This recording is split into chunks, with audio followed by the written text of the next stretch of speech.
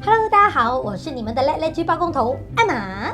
上周到岛妹家改造了化妆间，还有音乐舞蹈区的背景墙，大家都很想知道怎么可以抄作业，所以今天我特意拍这个 vlog 传授给大家这个秘籍。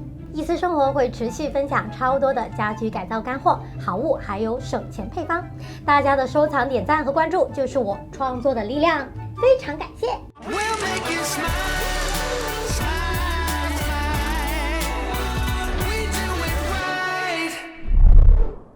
家居背景墙呢，通常是指沙发的背景墙啊、电视背景墙、玄关、卧室墙、直播或者拍 vlog 的背景墙等等。貌似很简单的设计，但却很容易奇葩化。背景墙呢，可以通过改变墙色、墙面布置和灯光点缀这几个方面入手。第一趴，墙色。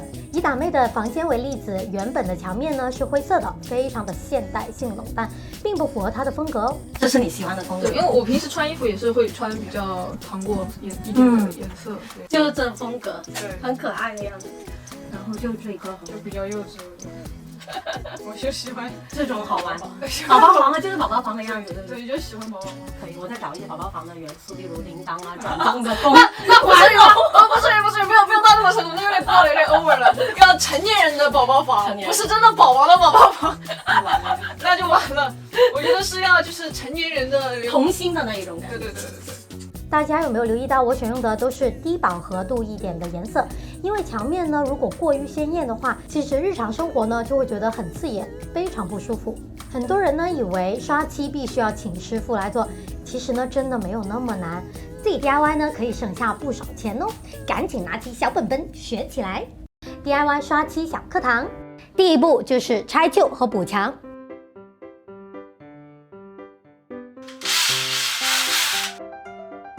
像这一些洞啊，要全部补完了以后才能刷墙。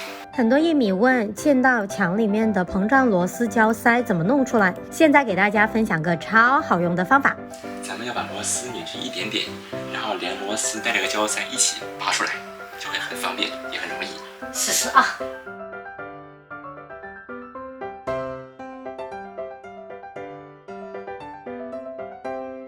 棒得哇哇叫！哇哇叫！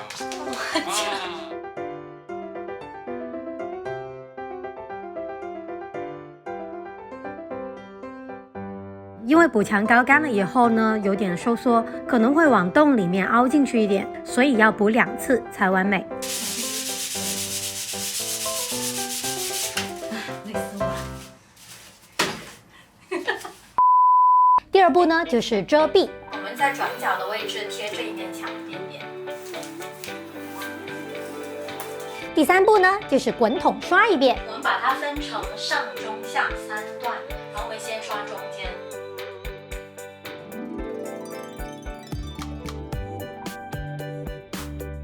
然后呢，刷子来修边缘。第4步就是要刷第2和第3遍。不小心掉落在地板上面的乳胶漆呢，可以趁没干用湿布擦掉。干了的话，可以用很细的砂纸轻轻的磨掉。剩下的油漆呢，不要扔，可以留下来备用。把盖子盖好的话呢，它就不会变干。后期呢，安装或者搬东西的时候很容易蹭到墙，所以呢就可以补一补。DIY 墙绘小课堂。墙绘呢，我们用到的是丙烯。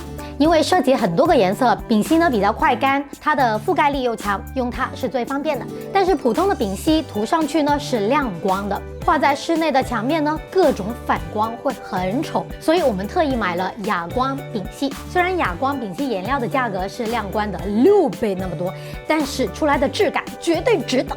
用量呢也不多，像这种一个颜色60毫升差不多就够用了。彩虹 DIY 小课堂。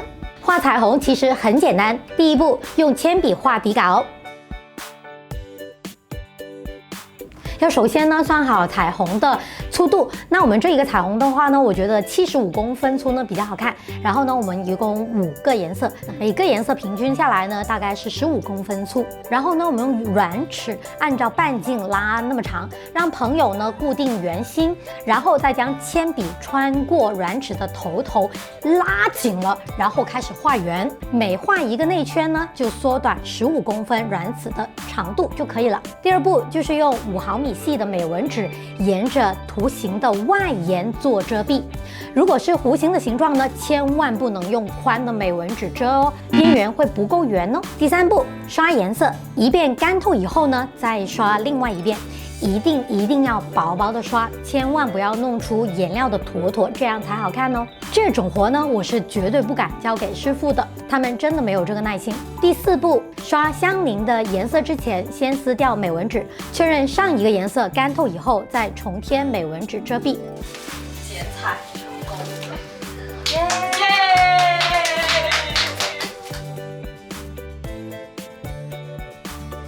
此时新的美纹纸呢，应该要压住上一个颜色，让2个颜色中间千万不能有缝隙。这个过程非常需要耐心，我们这个彩虹呢就画了几个小时那么多。你想要什么？活着安的暴富，随便都行，也不是非要。不行，这要做背景墙的，体面一点好吧？那你就别问，看不到啊，看不到，刷掉，隐藏在里面。哦，藏在里面，对，藏在里面了，很满意，满意。把这个愿望给埋藏在心底。这次的颜色呢，我们调色调了好久，最后发现还剩下一点哦。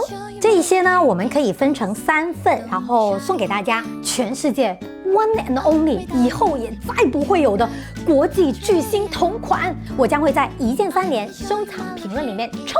墙面刷好画好以后呢，就可以增添一些墙面的装饰，来增添层次，让它更加丰富。第2趴，墙面装饰，海报的照片墙 DIY 小课堂。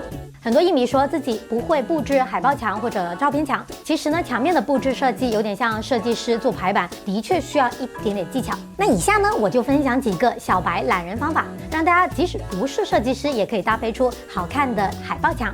第1张，万能模板，这几个万能模板给大家收藏下来，之后要搭的时候呢，就挑一个就好啦。网格风、自由风。虽然是自由风，但是大家留意一下，其实有一部分的纵线或者横线是需要对齐的，这样才显得乱中有序。混搭风，现代和古典的风格呢，最大的区别其实就是作品之间的距离，还有现代的画框呢会更加简洁或者创新一点。第2招，抄作业。看到自己喜欢的墙面布局呢，可以将每个元素简化成线条或者色块，布局和色调的搭配都可以参考起来哦。